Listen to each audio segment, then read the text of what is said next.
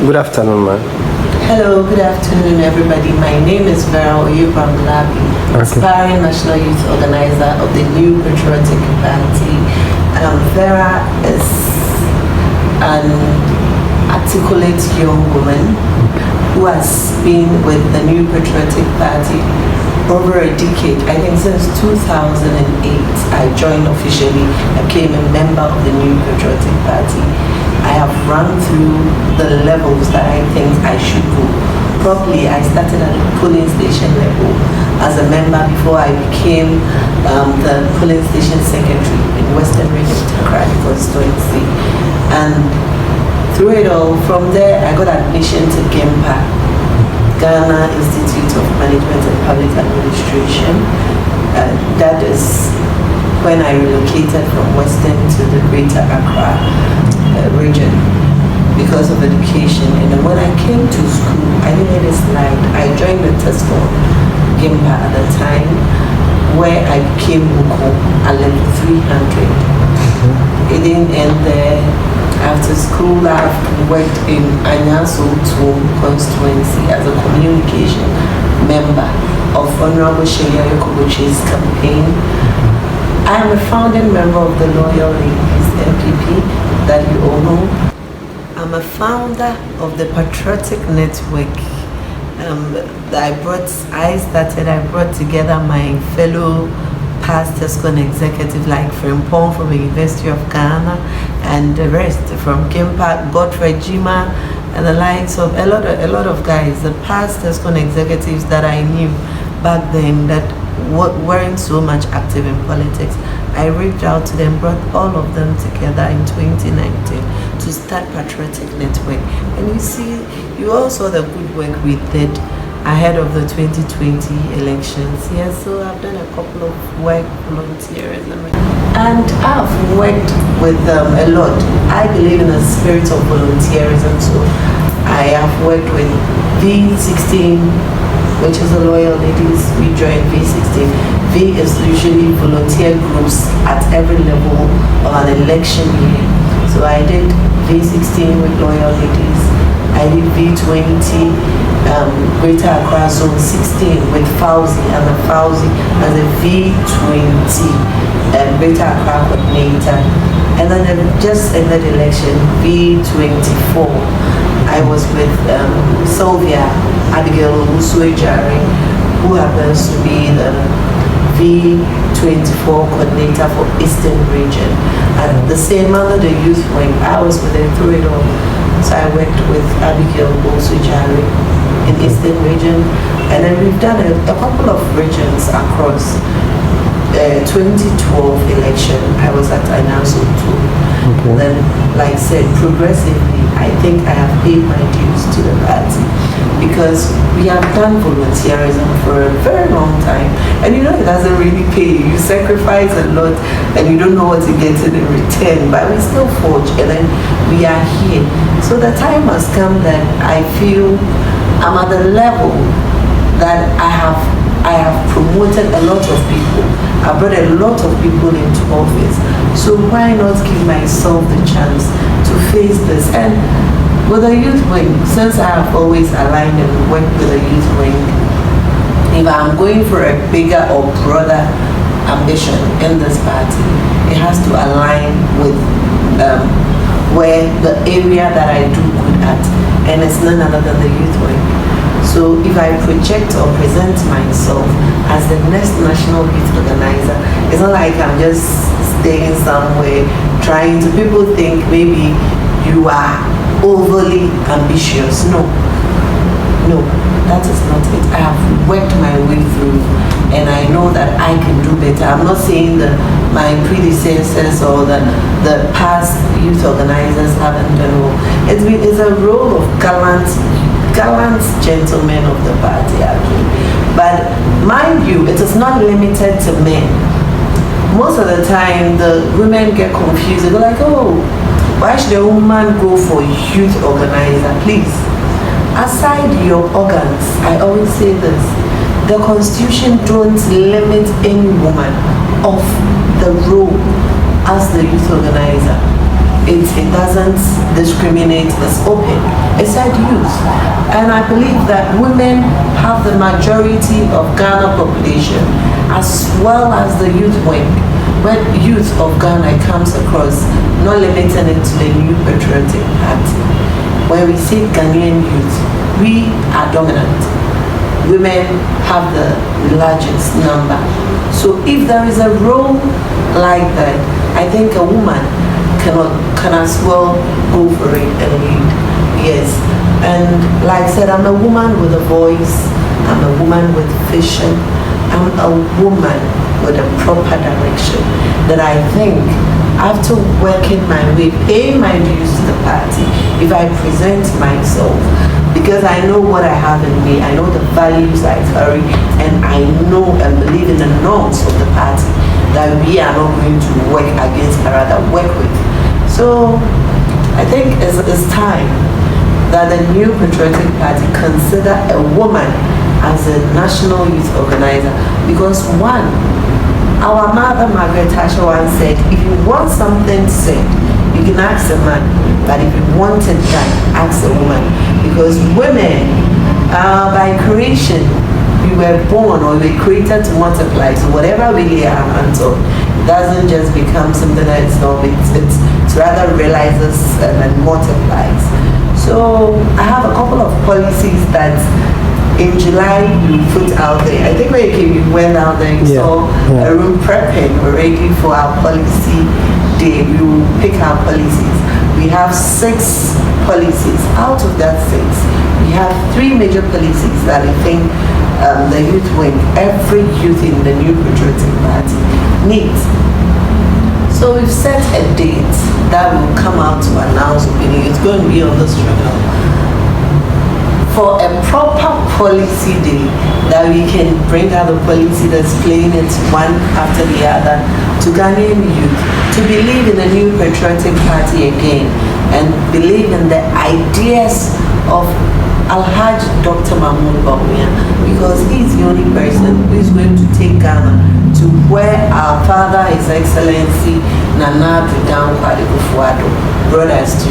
He is the only person to continue the legacy, and Ghanaians know that MPP is the only party with policies like that cuts across. We don't just say we are bringing you Kokon Ketenkete, the agenda 133 that hasn't even realized and can never come to light.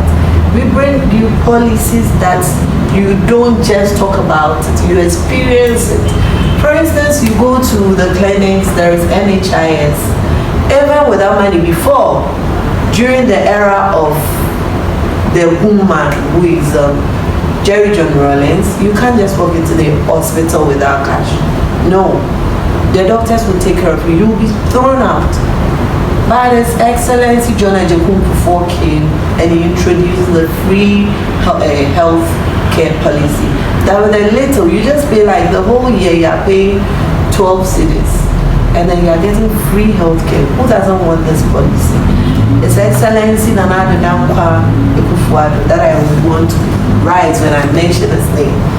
In his first year, which is he was sworn in on 7 January 2017, and the same year, September, his most talk about the free SHS policy that people said is impossible was made possible. So if His Excellency Dr. Alhaji Mahmoud Bawumia tells you that it is possible to roll out policy, it is possible for Ghana to go digital, it is possible for Ghana to move to the next stage.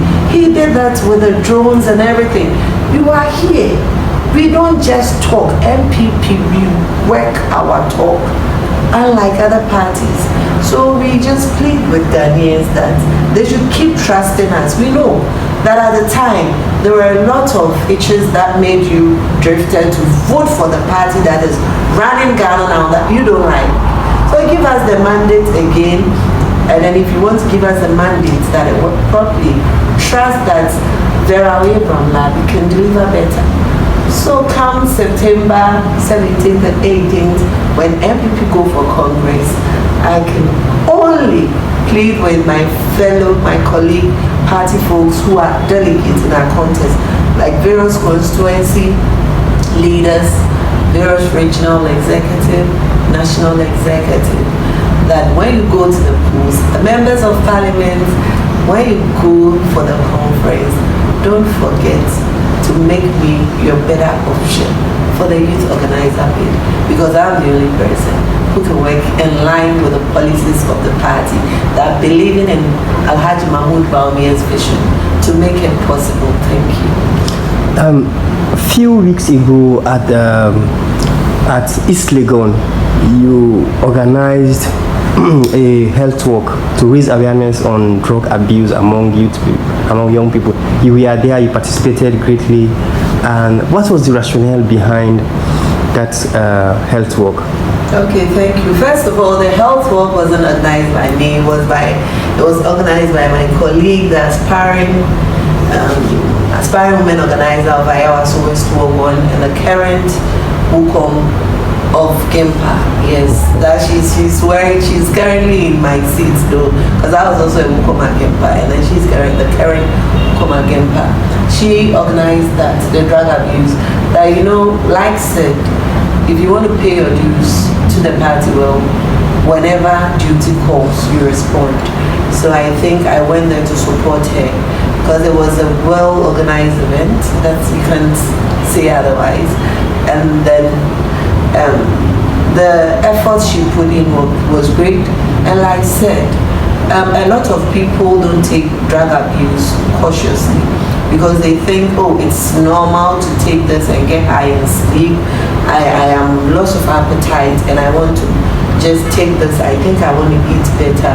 A couple of people start engaging in drug abuse without knowing they are abusing it until it gets critical.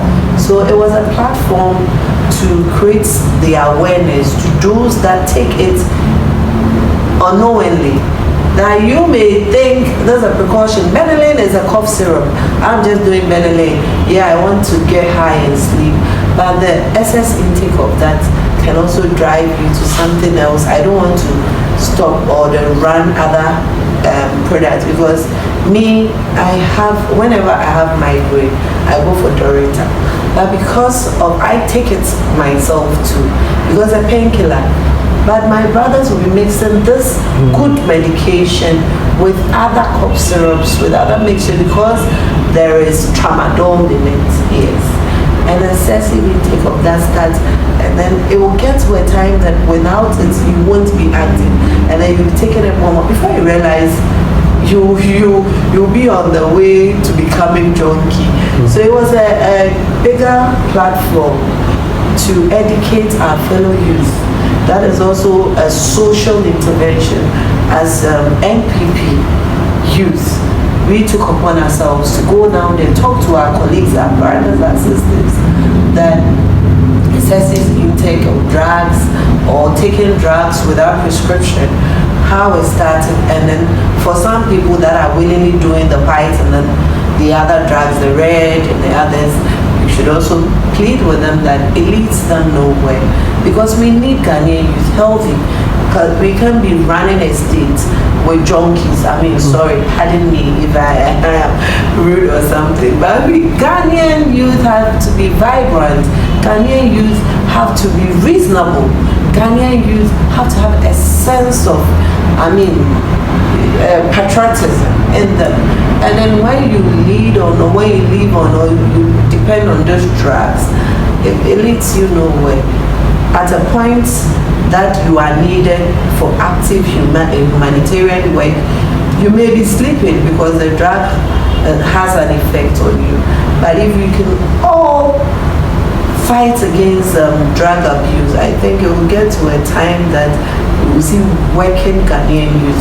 That is what the president of every state dwells on. So it was a way of informing the youth, educating them to be on the right side, because Ghanaian need our youth active and vibrant. Thank you. Finally, what's your message to Ghanaian youth come 2028 for NPP's victory?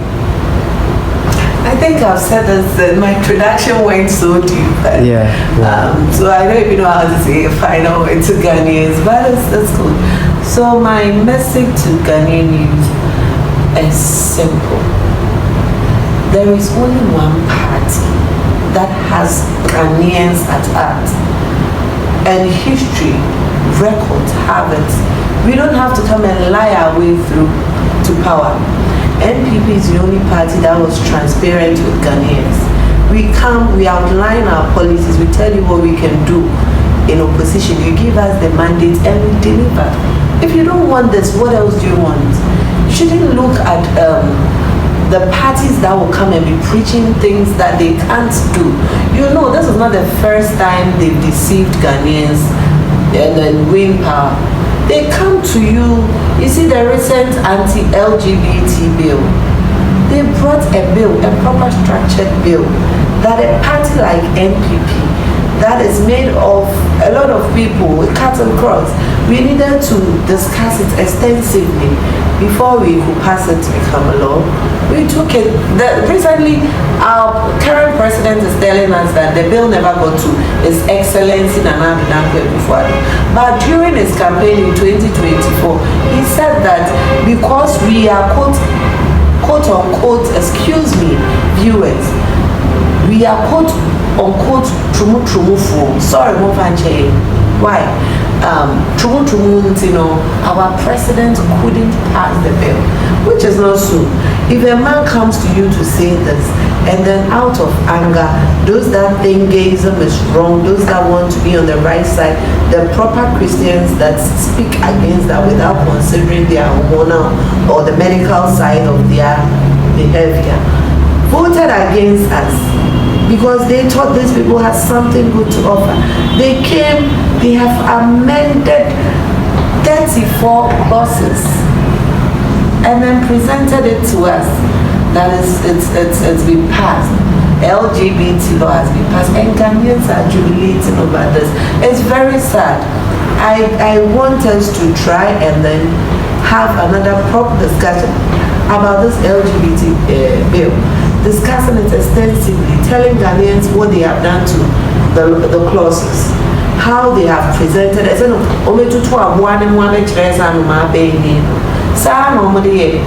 Most of the time they do that to Ghanaians and then we forget to research into it. But please, my fellow Ghanaians, we are here. We've seen what they can do. We know that they don't deliver. They are full of empty promises. So come 2028, that campaign starts now. Come 2028, when you go to the polls, vote for credibility. Vote for a man worthy of your trust. Vote for the man that has your vision at heart. Vote for a man that sees Ghana first. Vote for a man who prioritizes the youth. Vote for that person who would always come through for you, not the one that will come in with lies. And we have, it's none other than our own His Excellency Alhaji Mahmoud Bawumia. He is a better representative on the ticket of NPP, and he can do better for Ghanaians because he learned well under the leadership of our father, His Excellency Nana Addo Dankwa. And I'm trusting Ghanaians to trust us and then do it well for us. So NPP, we've got you, we have your back. See you in 2028 when we assume office. Bye-bye.